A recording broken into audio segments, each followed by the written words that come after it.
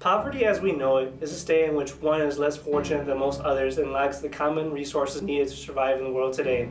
While America is considered one of the wealthiest countries in the world, it has over 43.6 million people that live well below the poverty line.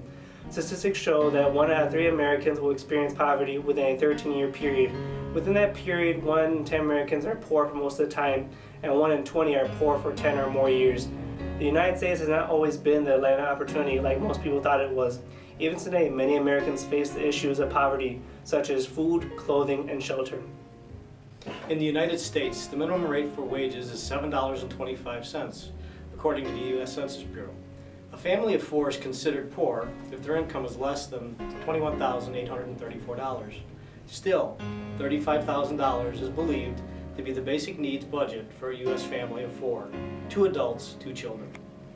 In the United States, poverty is still tied to race. 24.7% of the African American population live below the poverty line, while 8.6% of the Caucasians do. School budgets are tied to property taxes. This is why schools in poor neighborhoods get about half as much money per student than in affluent neighborhoods.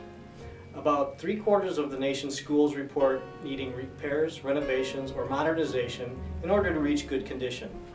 Not surprisingly, most schools in bad conditions are in cities where at least 70% of the students are below the poverty line.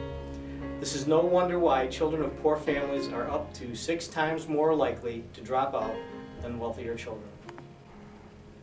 While the poor are spending a higher proportion of their income in taxes, many large corporations are paying well less than their fair share of taxes.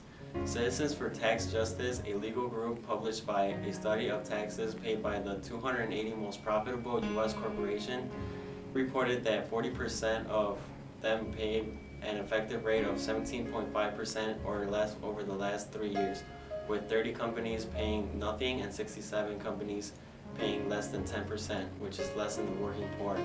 If these corporations would pay all of their taxes, the government would have more money to assist the poor and provide them with better health care, financial aid for schools, and better housing.